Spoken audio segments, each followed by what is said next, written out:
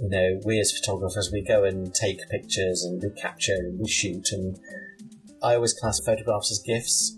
So I don't go and take photographs, I receive photographs. That is one of the many thought-provoking quotes from my guest this week, Paul Sanders. Hi and welcome to the Viewfinders Photography Podcast. My name's Graham Dargy. I'm a professional photographer from Aberdeen in Scotland, and I'll be your host for this, the first episode of the third season of the show. My guest today is the amazing Paul Sanders, and we have a really important conversation about landscape photography, mental health and many other things, and I'm so grateful to have Paul on the show today. Well, it's been a while since the last episode, so let's have a wee catch up. I don't know how things are in your corner of the world, but in terms of the pandemic here in Scotland, things aren't too bad right now. So we're able to get out and about a bit more, and that's just such a relief after the last year or so, especially for my daughter who's just 5. So she's able to see friends and start some activities, and that's just really great seeing her having things to do and to be able to flourish in that way. Photography wise, I've had a few things on. Shot some headshots last week, which I always really enjoy, and I did a really small commercial photography job the other day. Landscape wise, I've been exploring my local area, and I discovered an amazing location about 1 kilometre from my house, which is just a spectacular piece of coastline with cliffs and waterfalls dropping off the cliff into the sea. It's amazing, and most people in my city don't even know this is there. So I'm looking forward to getting back there, getting to know that area a lot better in the next few months. So that's what's been going on with me. How about you? How's your photography going? I'd love to find out. You can connect with me on Instagram at Viewfinders Podcast and check out the brand new Viewfinders website, viewfinderslive.com, where you can find out everything relating to the podcast, including previous episodes and news about upcoming live events. Speaking of live events, segue, a few weeks ago I hosted an evening with Jim Richardson, an online event with the National Geographic veteran photojournalist, and I'd been mentioning this on the podcast for a few weeks, so I did want to circle back and let you know it went really, really well. We had people tune in from all over the UK, all over the USA, Canada, around Europe and even Australia, which is so amazing to me that people are pulling in all around the world to this event. Jim's presentation was brilliant, and he's such a charismatic guy. He just had everyone in the palm of his hands. His photography is incredible, and the whole thing just went really, really well. So we had lots of good feedback. Thanks again to Jim and MPB for sponsoring the event, and especially thanks to everyone who came along and just made it such a fun and memorable night. These events have been so popular and so much fun to do, so I've decided to do another one. Viewfinders Live Food Photography with Donna Krause, sponsored by MPB, is coming up on Sunday, the 13th of June 2021 at 7:30pm on Zoom. Donna Krause is a Nikon ambassador, a Rotalight Master of Light, and one of the most sought after food photographers in the UK. Donna was my guest way back in season 1, and she made a big impression on me. She's such a smart and creative lady who's become one of the best at what she does in a really, really short time. So join us on Zoom as Donna takes us through how she creates her fantastic images, from styling, camera settings, lighting and more. If you're into food photography, still life photography, studio photography, lighting, or if you just want to expand your photography knowledge and hang out with one of the best photographers in the UK, then don't miss this event. So it's Sunday the 13th of June 2021, 7:30pm on Zoom. Tickets are available at the Viewfinders website, that's viewfinderslive.com, link in the show notes, don't miss it. Okay, one more thing before we get going. MPB have been sponsoring my Viewfinders Live events, and I'm really happy to say that they'll be sponsoring this season of the podcast. Trading your unused camera gear to MPB is a great way to offload equipment you're not using and get something you will use without spending an absolute fortune. So thanks again to MPB for sponsoring the show. Go check out their website and follow them on Instagram. Links are in the show notes. Okay, on to this week's guest. Paul Sanders is a landscape photographer based in Kent, England. Paul is a former picture editor for the Times newspaper, a job that engulfed his life and, in his words, caused him to lose touch with reality. When the demands of the job forced him to step away, Paul looked to landscape photography to help rediscover a balance in his life and now he specialises in mindful landscape photography, an approach that emphasises slowing down and focusing on the process of creating the photograph rather than on the photograph itself. This approach has resonated with a lot of people, and Paul now runs mindful photography workshops and retreats for his own Discover Still brand, and also for leading photography workshop company Ocean Capture. Our conversation delves into Paul's backstory at the Times, which really gives context for the landscape work he's doing now. One can't be separated from the other. We also talk about his approach to his work, imposter syndrome, shooting in a square format, and many, many other things. I really enjoyed talking with Paul. I appreciate his openness and vulnerability in our conversation. If you're interested in landscape photography, mental health, mindfulness, then there's something in this episode for you.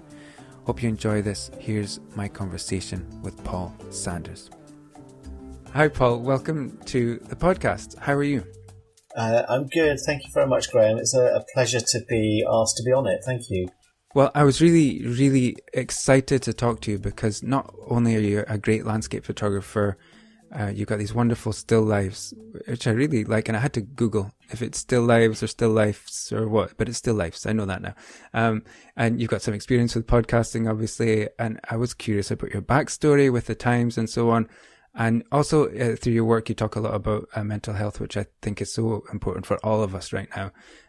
So I'm really interested to talk to you on a number of levels. So, but I always like to start at the beginning. Well, before I get to the beginning, how about I ask you to introduce yourself and tell us a bit about your photography? Well, I've been a professional photographer since I left school. So, now I mainly shoot in a sort of black and white square, usually landscape or still life.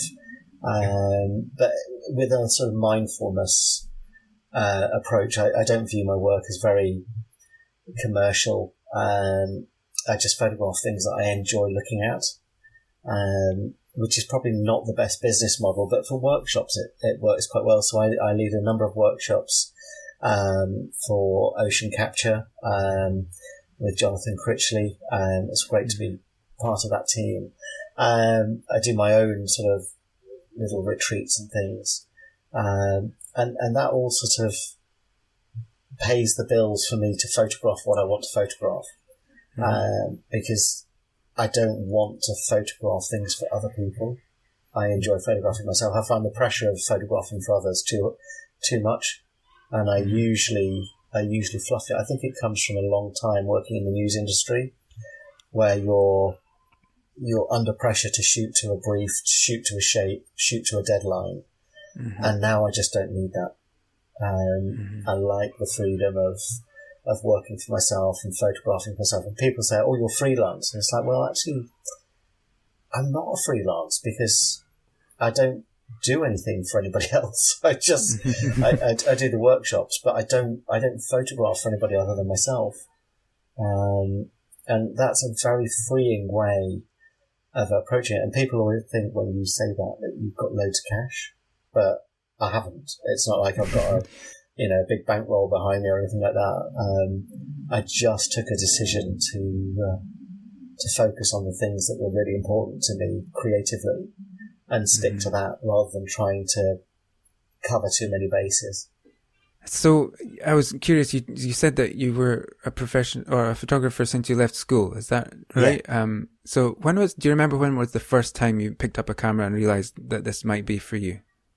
Yes, I can remember the exact moment actually, because my mum and dad had been arguing, and don't get me wrong, I have had a very happy childhood, but my parents had been arguing about my dad buying a camera, and he'd been going on and on and on about it for such a long time, and it was, at the time, it was quite expensive. We weren't a wealthy family, and eventually my mum relented and let him buy this Praktica MTL3, and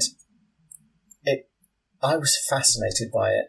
When they went to the supermarket on a Saturday morning, I would go and get it out of the box in my dad's wardrobe because he actually rarely used it. All this fuss, and the camera lived in the wardrobe in its box and wasn't to be touched by anybody other than my dad. And I remember just sort of one day thinking, you know, he's told me I can't do this. He's told me I can't do that. So I thought I'm going to go and get it and I just went out into the garden with it and loved the experience of just turning the lens and watching the image come into focus or watching the zone of focus change and releasing the shutter and the lovely mechanical click and then the wind of the film with the tension. And I just thought, oh my goodness, this is something else. And I didn't know anybody who was a photographer. And I just thought, oh my goodness, I could do this. And I mean, bearing in mind, I was taking out of focus pictures of plants and bees and the dog and all sorts. I mean, It was absolute random rubbish. And there was me at the age of 14 thinking, I can do this, with no idea what being a photographer involved. And I remember my teacher at school saying, well, to be a photographer, you need physics, you need chemistry, you need maths, you need English, you need geography. And I thought, that's great. They're all the things that I'm really bad at. You know, no mention of art or a creative eye or understanding of aesthetic or anything like that. And when I spoke to the careers advisor at school, she said, look, you know, you're just not going to cut it. You're not competitive enough. You know, you're not connected. And I thought, God, who are you to tell me I can't do it? What, you know, you're supposed to be encouraging me to chase my dream. And I went home that night and I said to Mum and Dad, I said, look, I've decided I'm going to be a photographer. And my mum looked at me with her mouth open, and my dad was instantly like, oh, no, that's not good. You know. I said, it's what I really want to do. It will really make me happy. And amazingly, they supported me. They knew nothing about photography, you know, but they absolutely supported this kind of wild dream that I had. You know, and all I knew of photography at that point was what I read in Amateur Photographer, and it was all glamour and girls and a cool lifestyle. And I just thought, you know, I'm going to be leaving school. That's going to be great. And when I left school, I went very briefly to college because I failed a few of my my O levels. And I thought, I'll take photography O level because that might be an option. I took it and I got a D, which is pretty much a fail anyway. And I just thought, I don't need education. I need experience. And I got work as a photographer's assistant after going into a few dark rooms and doing processing and mainly printing. And then I got a bit of work as a photographer's assistant. And then the next thing, we were working in Spain and I was shooting glamour calendars. And I was 18. Right. And, you know, in the 80s, that was a very cool job. Yeah. It was hard work, but it was more fun than hard work. And I loved it. It was everything I'd ever hoped it would be. Yeah, that's just quite an interest. I want to continue with your timeline, but I noticed when you said that there was the careers advisor told you wouldn't cut it and so on. And I had a bad meeting with a careers advisor around the same age, I'm sure, and I wasn't interested in photography, but I definitely left that room in tears. And I don't know how much that drives you, if it is still a factor in you, that kind of, I'm going to show you, or what, anything that roots back to that. Do you think there's anything that goes all the way back there? Yeah. 100%. I suffer massively with imposter syndrome. And I've always felt that I'm not good enough. Or that one day people will wake up and realise that I am just a bloke who can talk a good game, or have somehow snuck into the party without an invite, and I'm about to just get ejected. And you know, I mean, that's been a massive fear for me through my entire career.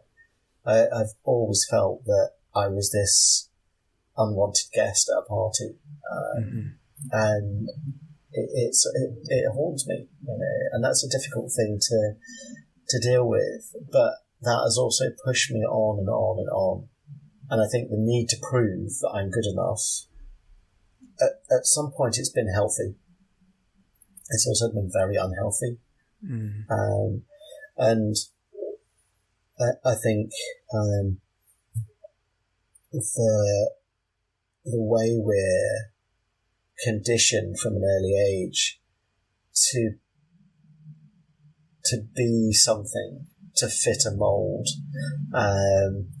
to have our future mapped out at the age of 16, I personally think it's really wrong, and it's really damaging, because if you're told at that age, when you're really impressionable, that you aren't competitive enough, you aren't clever enough, you aren't good enough, that sticks.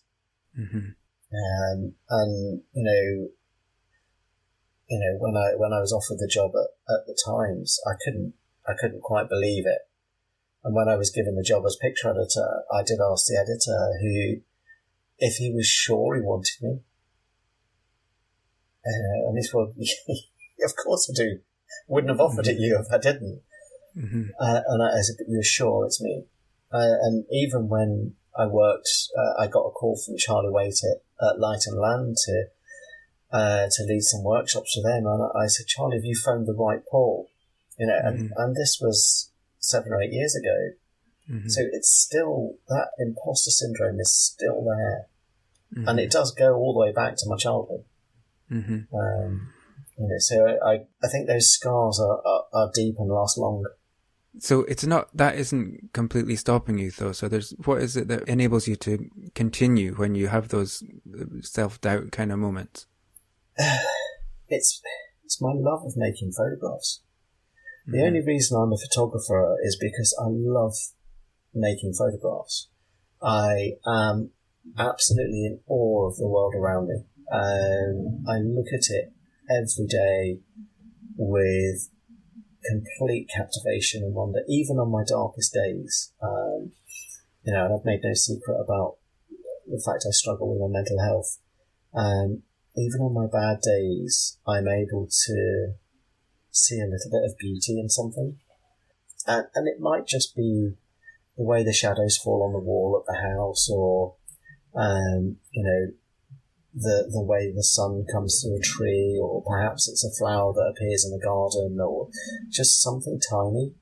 And I'm just able to hold on to those little bits. In terms of, people say, are you a successful photographer? Are you a good photographer? Are you a successful photographer? Well, I don't know whether I certainly would class myself as a good photographer. Am I successful? I'm a happy photographer. And if success is measured in happiness, then yes, I'm very successful. If it's measured in Facebook and Instagram likes, then actually I'm not doing very well. But, there's so much more to life. And one of the things I realised was I gave up so much to reach the Times. That was where I wanted to work as a news photographer when I eventually got into news. And, I started in news in 1991, and by 2002 I was working at the Times. 2004 I was picture editor. And that's a very fast career trajectory. And I fought tooth and nail to get there. I was never the best news photographer, but I understood the reason that I was at an event. I knew the why I was photographing, and I would always research the why. It's great if you can take a beautiful image, but if it doesn't touch the why we're there, it's just a beautiful picture and it's pointless. So you've got to understand why you're photographing. And that still holds true for me today. Why am I photographing? I am photographing now because I love what I am seeing. Then I was photographing because there was a story that needed telling in a certain way. And I think the why keeps me going. So I would say now I'm a very happy photographer. And people often say, do you feel like a failure for leaving such a prestigious position? And actually, I feel more successful because I left before I got really ill, and it would have been, a foolish thing, because I let that job define me. I was a news photographer. I was pictographer at times. It cost me my health. It cost me my marriage. It cost me relationships with friends. And I was completely, when I left there, I had no idea who I was. Mm-hmm. I was amazed the paper came out the day after I left. And that's how kind of deeply I was into it.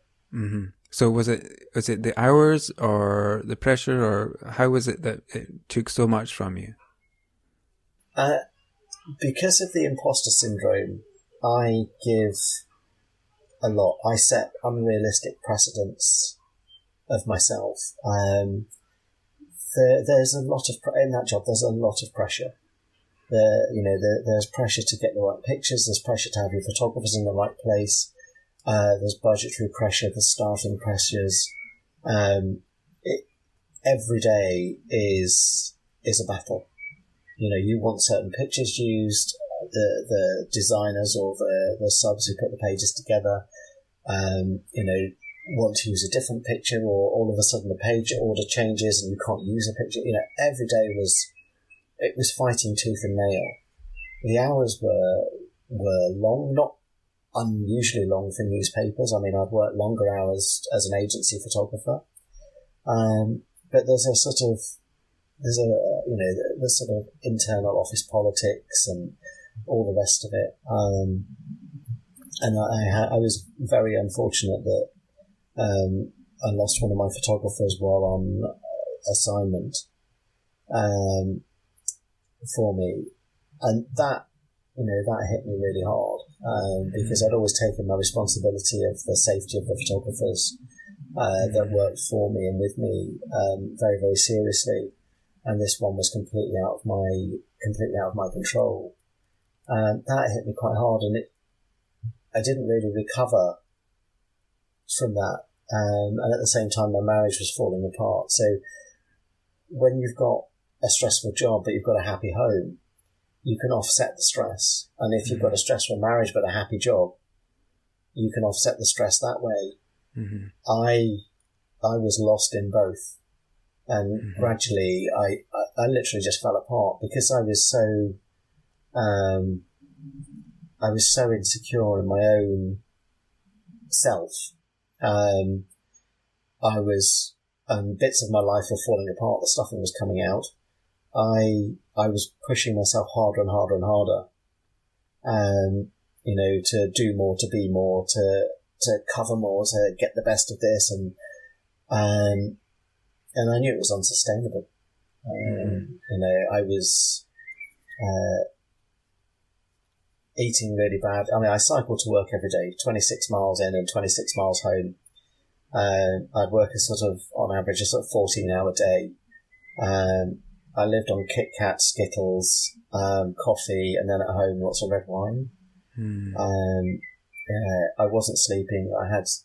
If I had a good night's sleep, I'd probably get 3 hours. I was up all night stressing about what was happening. What was happening at work, what I put on the front page, were we beaten the day before? It was an accumulation of things that were driven by my own insecurity. And gradually it got the better of me until I couldn't go into the office. I literally broke down in tears in Starbucks, not far from the office. I couldn't get to the office. And it was horrendous. I thought I couldn't breathe. I thought I was going to, literally thought I was going to die. I managed to get a text to a friend who came and sorted me out. And then I was signed off, and it was in the signing off from work that I just suddenly realised that I had no idea who I was. I was sort of looking objectively at my life, thinking, I don't know who I am. I don't know what I like.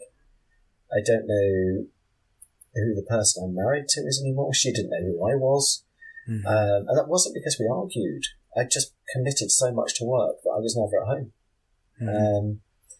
So her life had gone in one direction and then I'd gone in the other, and there was this massive gulf that was, she couldn't understand the stuff I was going through and I couldn't explain it. And it literally, I watched my life fall apart in slow motion. Mm-hmm. And I just thought the only thing I can do is leave the job and all the kudos and the big salary and all the rest of it. And I thought, well, you've worked so hard. So is it failing to leave it? And I thought, well, it's kind of like getting to the top of the mountain and you get there and you think, it's not really the top. There is no top. Mm-hmm. I think it was a little bit like New Year's Eve when the clock ticks over to midnight and the bongs go off on Big Ben. You expect to feel differently because it's a new year, and actually you don't. Mm-hmm. And I just got lost in that. I don't feel like I'm doing anything worthwhile. You go home at night from working in a newspaper and you'll see people reading the paper on the train, or in the station, and the next day you see it in the bin. Mm-hmm.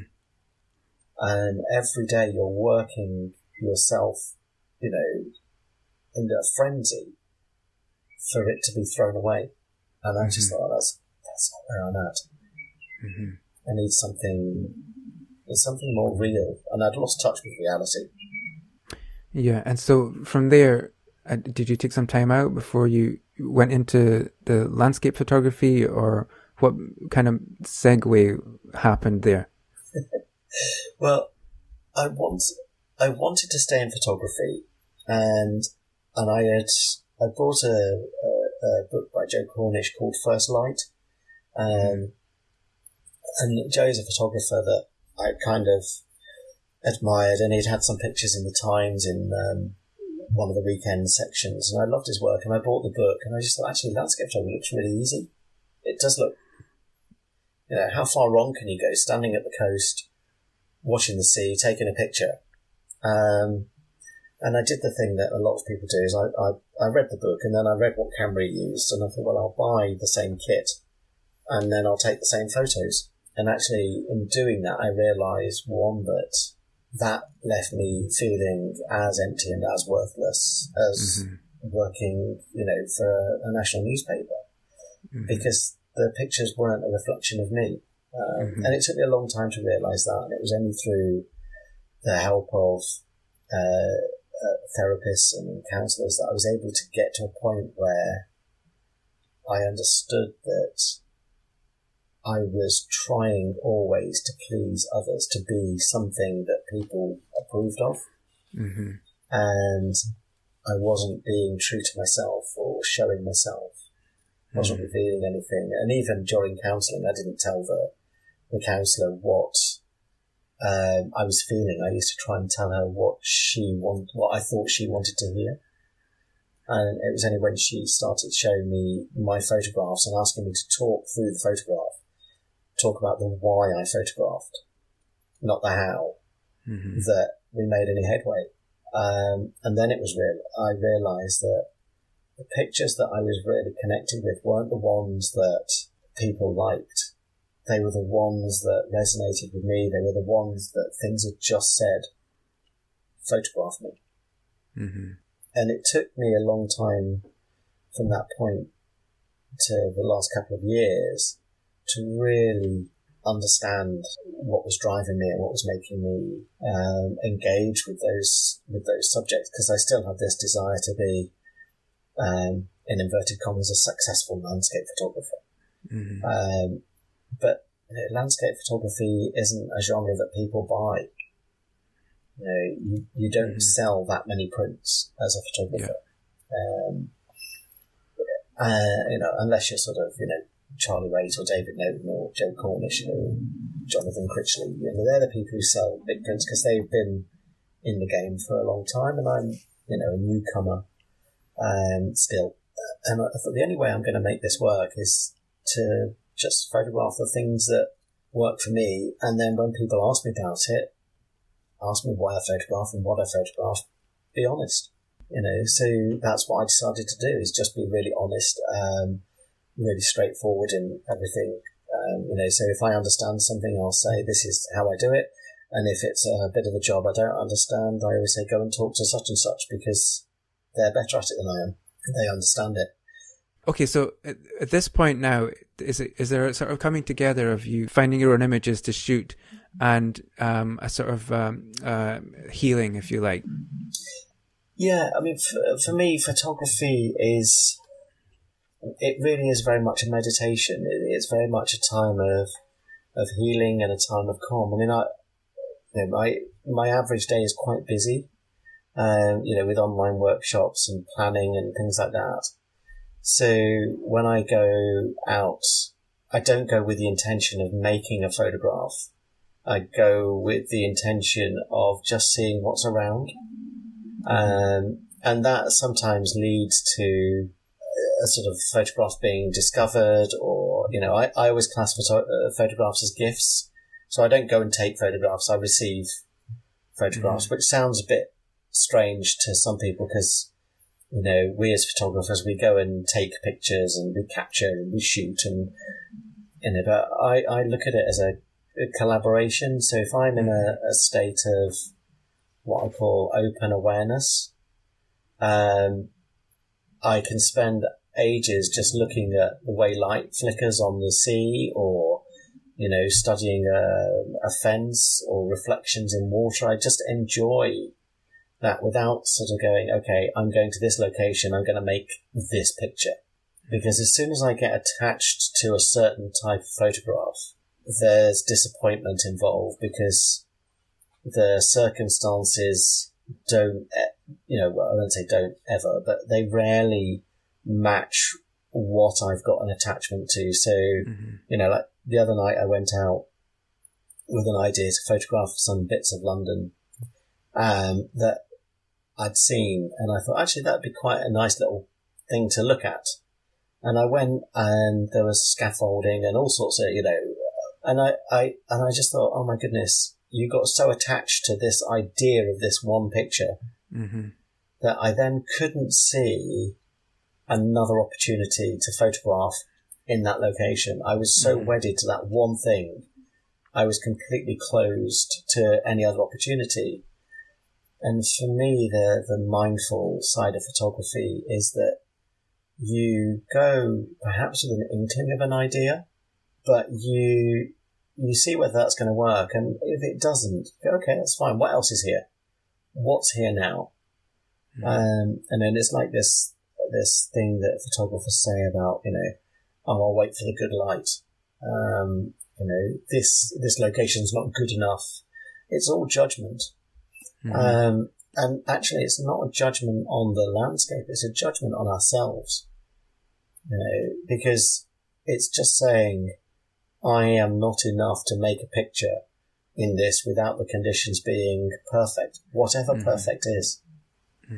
Because as a photographer, as an artist, as a writer, as any kind of creator, you need to be able to go into a situation and make the best of what you're given at that point.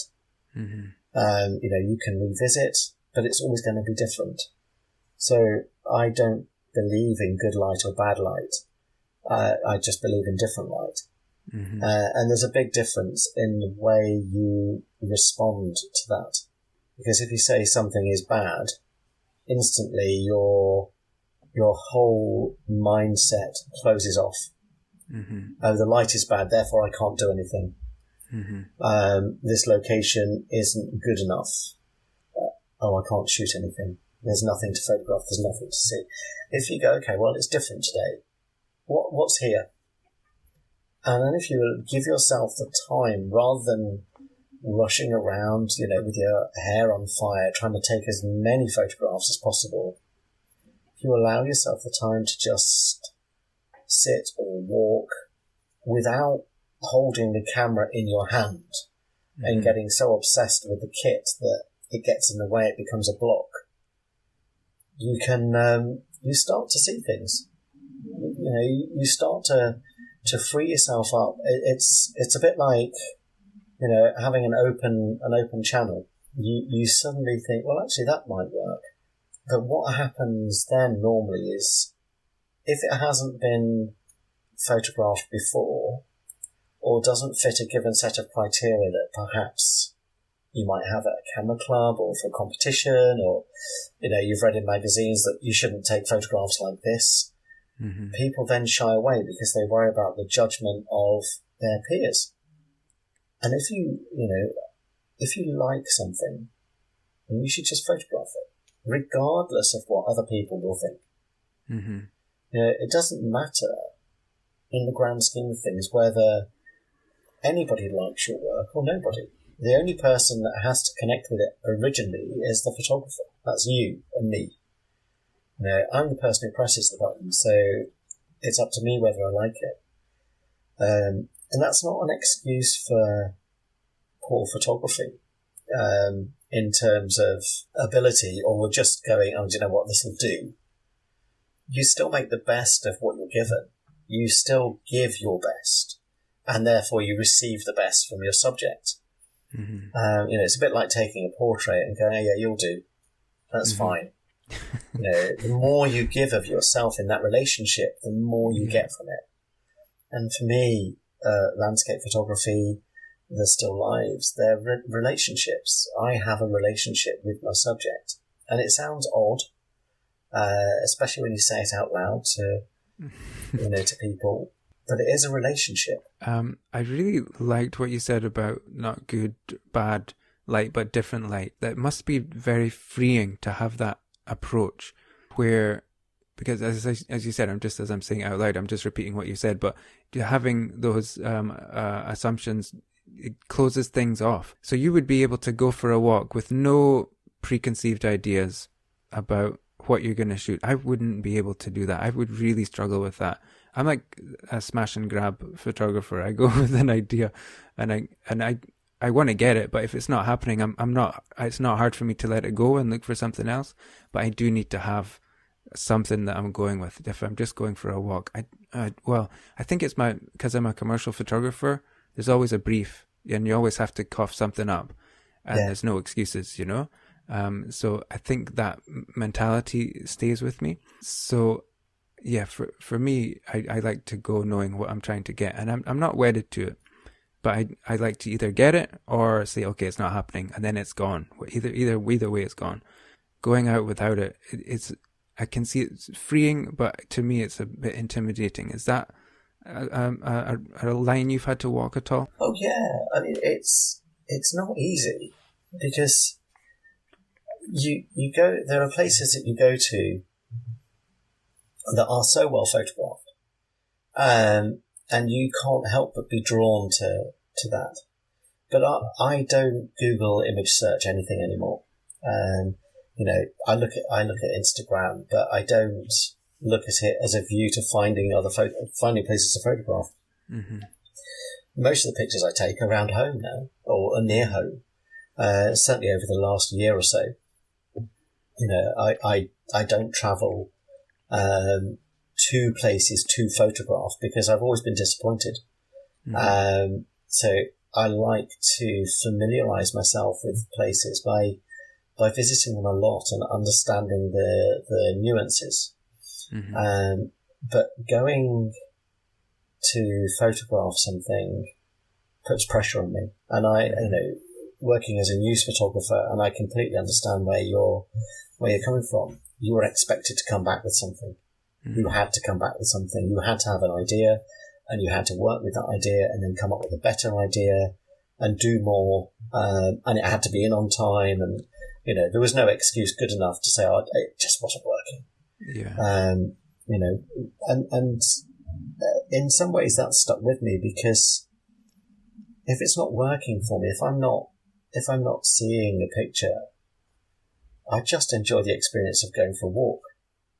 And sometimes if I've gone out and I think, I would like to make photographs, but I don't know what I'm going to photograph, I just give myself little challenges. So I go, okay, for the next half an hour, I'm going to photograph textures. I'm just going to play with the concept of texture. Or I'll just sit and write. So I write down what I hear, what I see, what smells or tastes are on the air.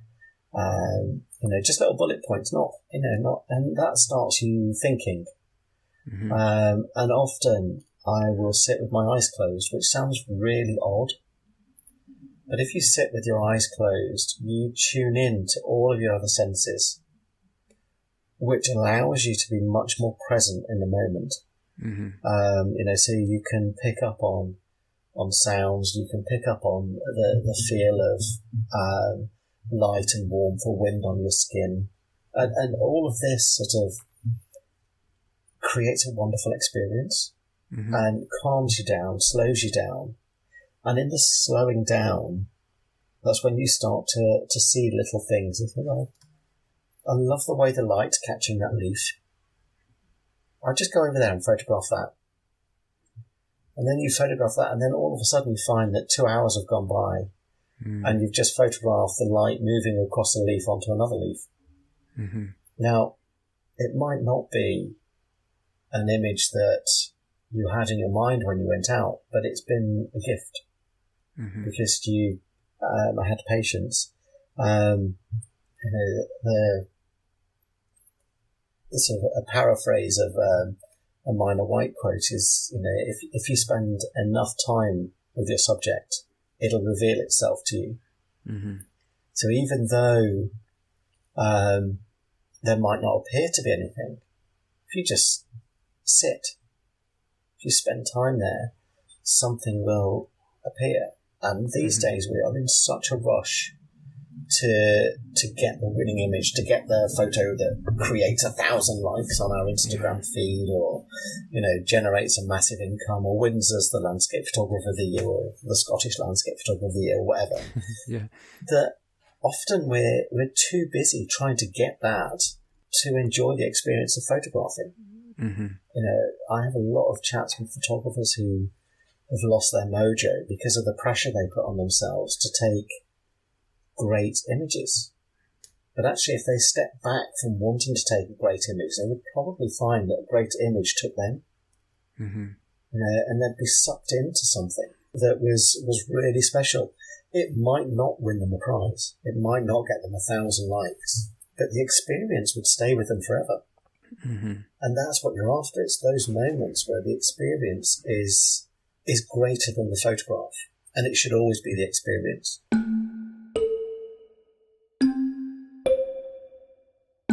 So it seems to me you've taken this pressure off yourself to shoot certain ways that are going to be approved of, have likes and so on.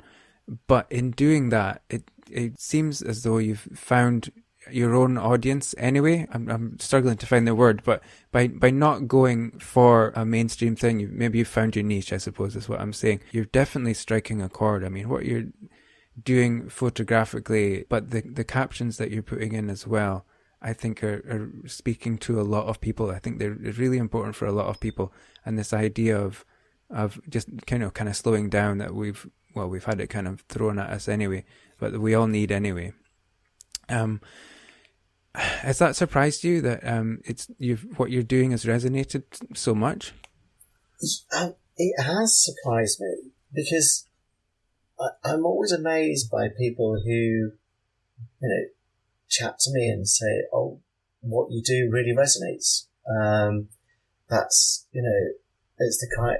I really needed to sort of connect with what you said today, and I do talks at camera clubs and the number of people who say, I've been wanting permission to do that, mm-hmm.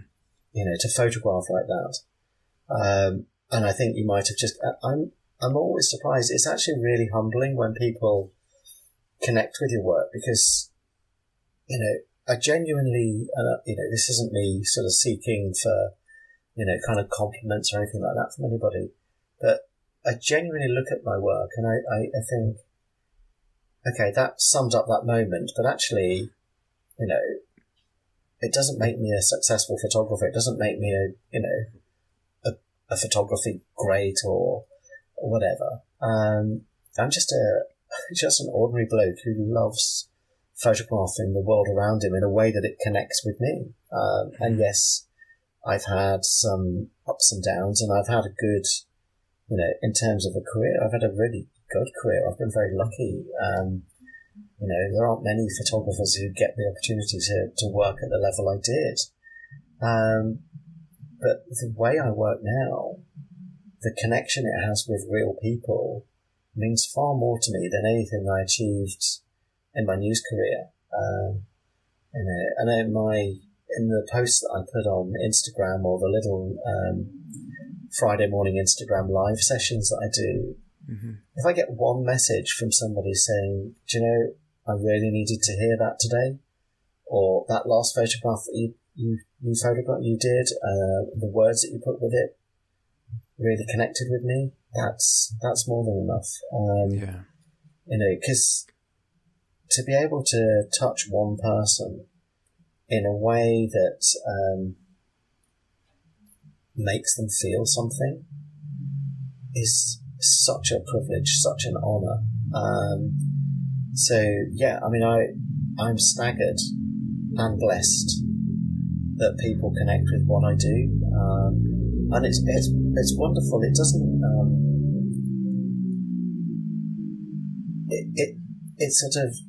it doesn't sit easily, because I want to say, "Oh, I'm sure you're all just being really nice or really kind," or but I genuinely appreciate the time that people take looking at the photographs that I put out. So yeah, I think people are drawn by the simplicity, maybe. That kind of brings us to the gear round, which this season is sponsored by MPB. So you were saying you're shooting with Fuji, Paul. So what's your sort of camera and lens combination? What's the sort of go-to for you? So I've got a Fujifilm GFX 100S, the new one. And it's nice that you're sponsored by MPB, actually, because I sold my 50S through MPB to buy my 100S. So, and I can say from personal experience that the experience of using MPB is fantastic. So, a very happy MPB customer. But so I use the 100S, and then I have 4 primes in my bag. I've got a 23 millimeter, which is about an 18, I think, in DSLR money. I've got a 30, a 45, and a 110, which is about an 85, and that's it. I use primes because I like to move my feet. They make me think. They challenge me. Sorry, very loud motorbike going past. I used to use zooms, but I found that I got very lazy. So my usual starting point is the 110. I tend to see things in that focal length very naturally. Right. And then I use a combination of Lee filters on the camera to create the look and feel in camera that I want. I'm not a sort of Photoshop person. I use Lightroom to process my images, but I try and get as much in the camera as I can, and then fine tune with Lightroom rather than overdoing it. And to be honest, I hate sitting behind the computer. But that's the kit is literally the GFX 100S, those 4 lenses and my Lee filters and a tripod. So, and the GFX is the medium format Fuji, I think, isn't it? Yeah, I was talking to Magnus. I don't know if you spoke to Magnus on the podcast maybe a while ago, Magnus Lindbaum, who's using a GFX as well, and he was saying really good things about it. So what for you is the advantage of using that larger format? I did start on the smaller crop sensor, the cameras that they do, like the XT1 and the XT2. But when they launched the 50S, which has got a 50 megapixel sensor, it reminded me so much of when I used to shoot on a Mamiya 7.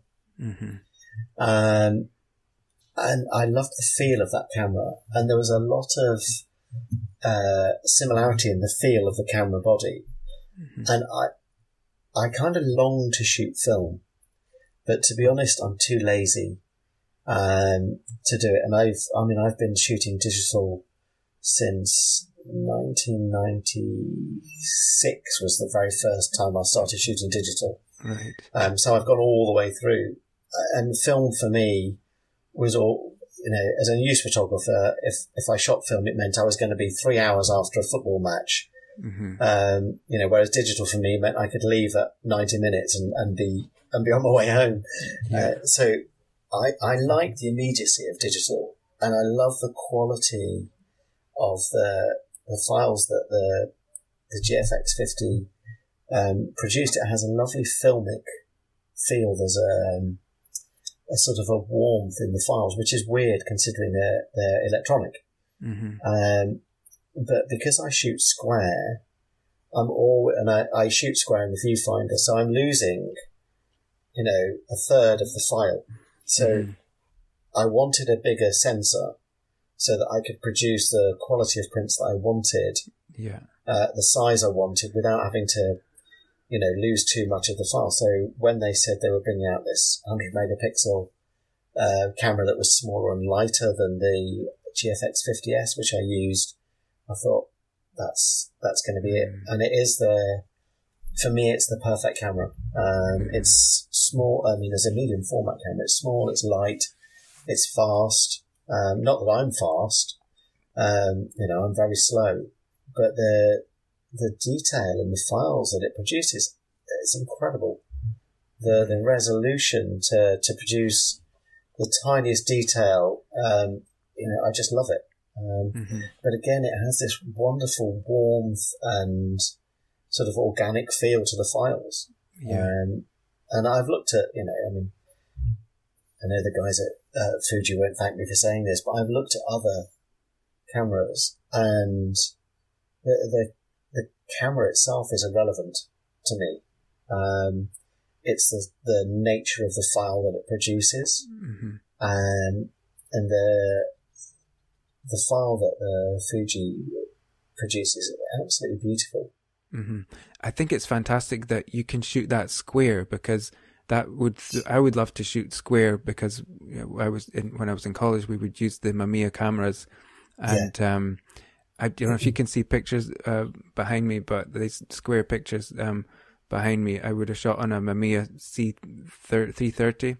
And I just, something about the square, shooting as a square is a different experience altogether. Yeah, it is. I love the square format.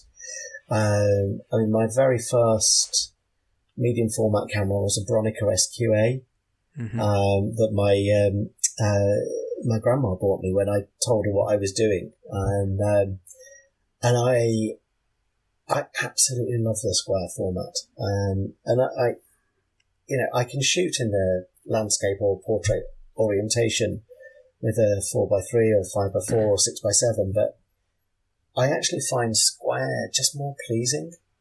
It just, the way I see suits the square format, suits the 1-to-1 aspect ratio. And I literally see everything as in that thing. When people say, what do you see? I'm like, well, I see 1-to-1. I see black and white. And that's as much as I worry about, because, there's so much fuss made about kit. Photographers are always, what's best? Fuji, Sony, Nikon, Canon. They're all, it's always who's got the biggest lens, who's got the fastest lens, but none of it matters. And I think if people left the gear ego at home, they would actually make much more pleasing photographs. So do you have anything in your bag that you bought but you're just not using it? No. Well, if you did, you would. It would be good of you to trade it to MPB, but you've already said that you've done that. So yeah, I've actually got rid of everything to MPB. So, well, that's a brilliant endorsement anyway. So MPB buys, sells and trades thousands of photography items each week. Everything comes with a 6-month warranty. And I will put a link in the show notes to everything that we've spoken about here, and a link to a quote for selling your unused kit to MPB. And I thank the good people at MPB for sponsoring the gear round.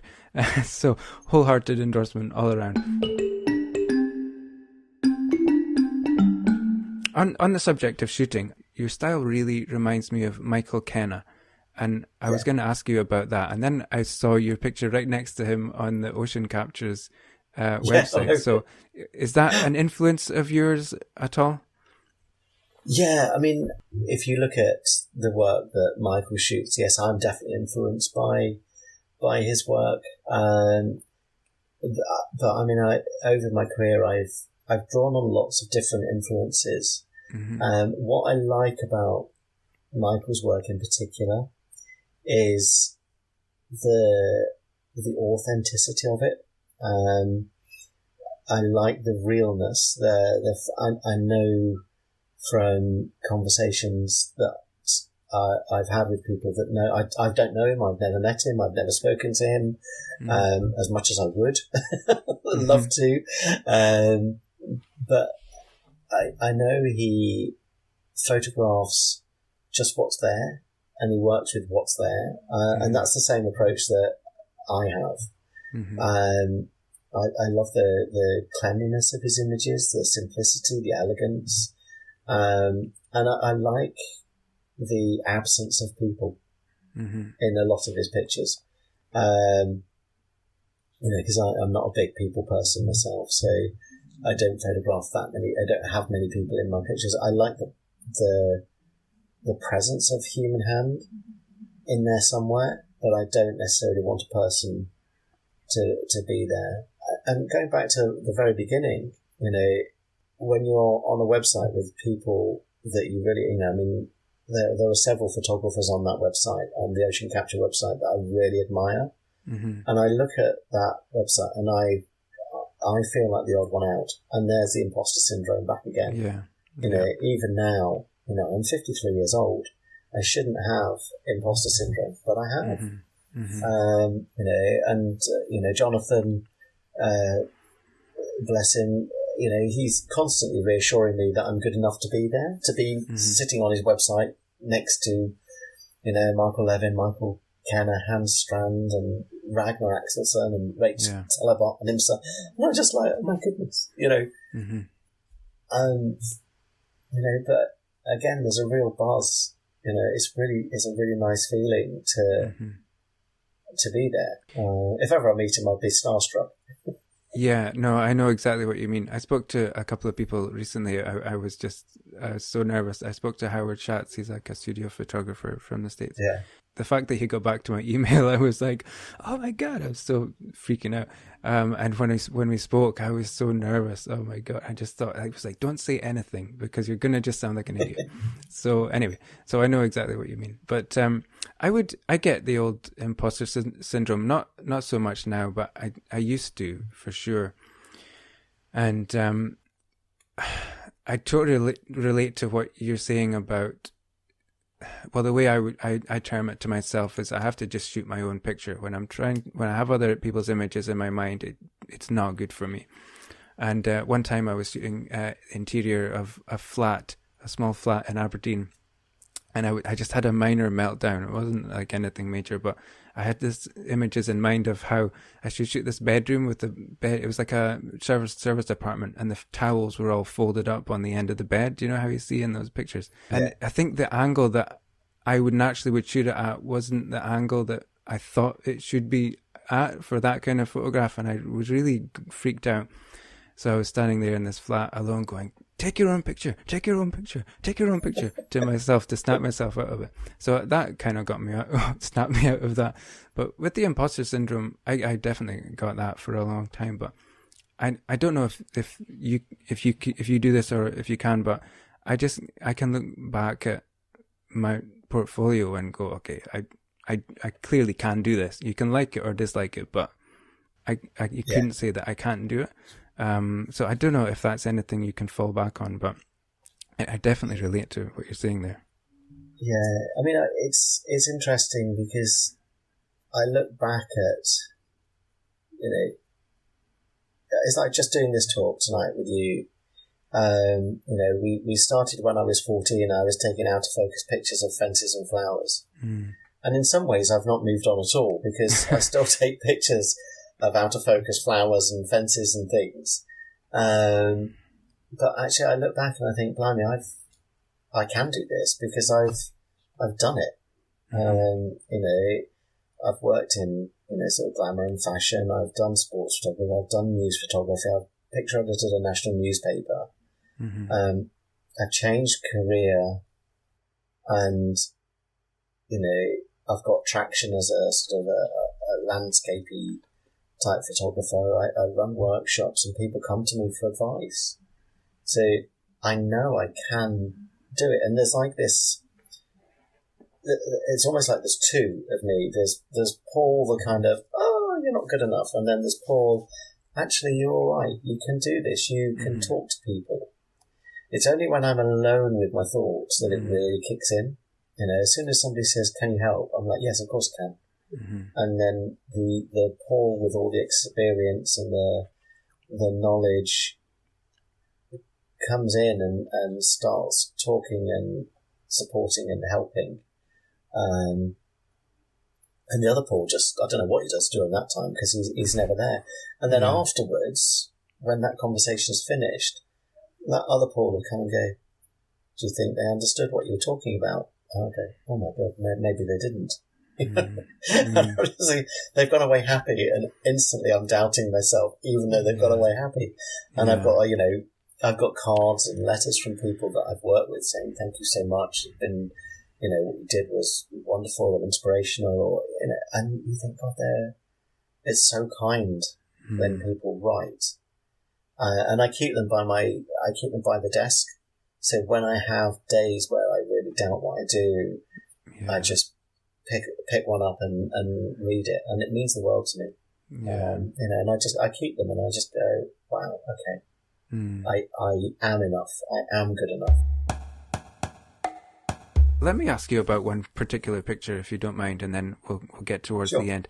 There's a shot here that I found on your feed from Rydal Water, and there's a tree in the middle of it. It's like a lake, and it looks a bit misty. And I really enjoyed that picture. There's a couple of other ones that I could have chosen as well. But do you remember that picture, and what can you tell us about that shot? Oh yeah, very clearly. It was I was actually doing a workshop, and it was a beautiful morning. There was a lovely calm mist, and the hotel we stayed at was actually not far from Rydal Water, and we went out for dawn, and the mist was hanging over the water, and I kind of walked out to the lake with the group, and some people stayed by the road, and some people came down to the lake, and they were sort of saying, where would you photograph this from? And I sort of looked around and I said, well, I'd probably go from sort of over there, and I kind of went round and I stood by the edge of it, and that tree is often photographed. I mean, it's a lone tree in the middle of a lake. It's gonna attract photographers. I'm surprised there's not a sign outside saying a lone tree. Yeah.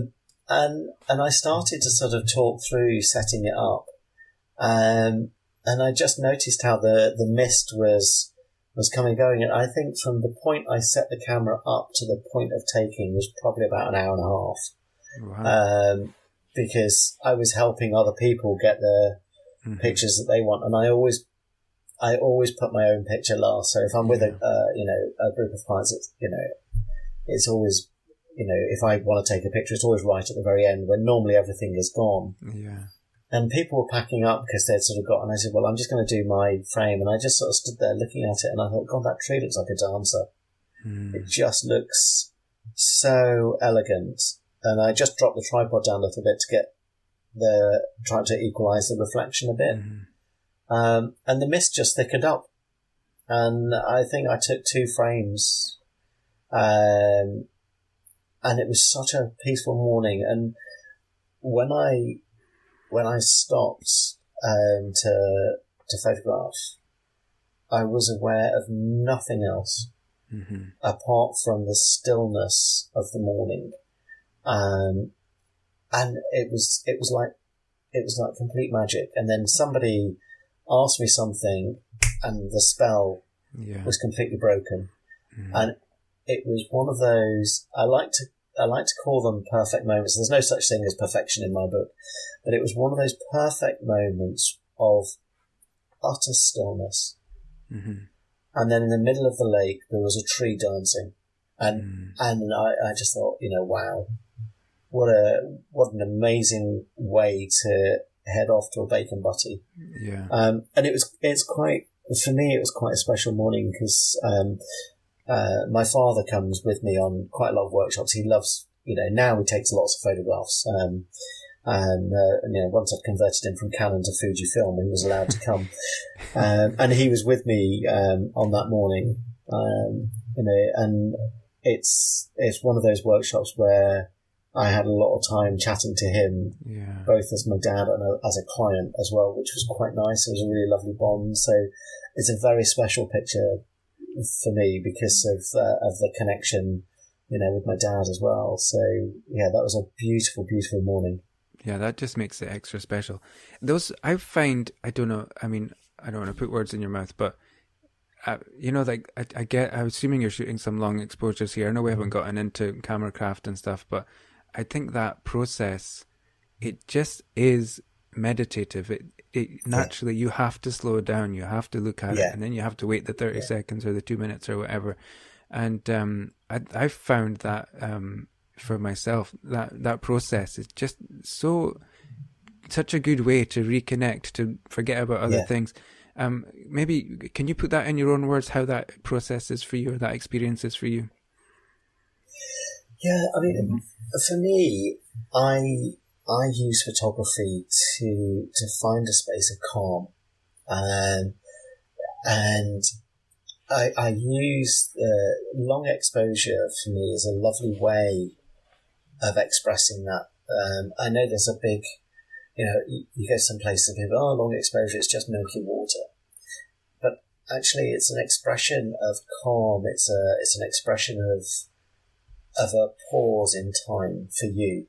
And I enjoy standing behind or by the camera, not looking through the camera, not looking at the camera, just allowing it to tick its way through the exposure time, because while it's doing that, the only thing you can do is spend time appreciating what's around you. And I love that connection. So I mean, when I photograph, my kind of workflow with photography is always the same, but I never take my eyes off the subject. So when I'm setting my kit up and I'm putting my tripod up, I'm always looking. I might occasionally glance down to, make sure I've got the right thing. But I even have my bag laid out in a way that I know when I put it down that my lenses are laid out in a certain order, so I know which lens I'm grabbing. I know which filters I'm grabbing because they're laid out in lightest to darkest, and the mediums, hards, and so I know what I'm touching, so I don't have to think about the kit. So I can concentrate purely on the moment, setting it all up, and then just stepping back from the camera and enjoying the experience during the exposure. And that for me is the wonderful meditation that is photography. It's that time spent in an environment where you're not asked any questions. You're not asking any questions. You're just being yourself, and the landscape or your subject is just being itself. And there's like a meeting of souls that just makes it absolutely divine. It's sort of spiritual. I mean, I'm a Christian. I go to church, and it's the closest I get to my faith is the moment after I've pressed the button and I can step away from the camera and just be with the moment and just enjoy the experience and lose myself in it completely, if that makes sense. Yeah, it totally does. I totally relate to that. Thanks for your for being so open and with us, and it's so, even from what you've been saying, so much for me to think about rather. Really appreciate what you're doing. It's important to so many people, and I know if one person is writing a comment that it meant something to them, it probably was 100 people who didn't write that as well. So I'm sure you're getting through to people. Well, thank you very much for having me. It's been an absolute pleasure. It's been really nice to talk to you, so thank you. Thanks for listening. I'm so grateful that you spent this time with us today, and thanks again to Paul for being so open in that chat. Follow Paul on Instagram and visit discoverstill.com to find out more about his photography, workshops and retreats. Links to everything we spoke about are in the show notes, and if you like this episode, you might enjoy my conversations with Valda Bailey from season 1 and Magnus Lindbaum from season 2. Stay safe, enjoy your photography, and I'll see you out there.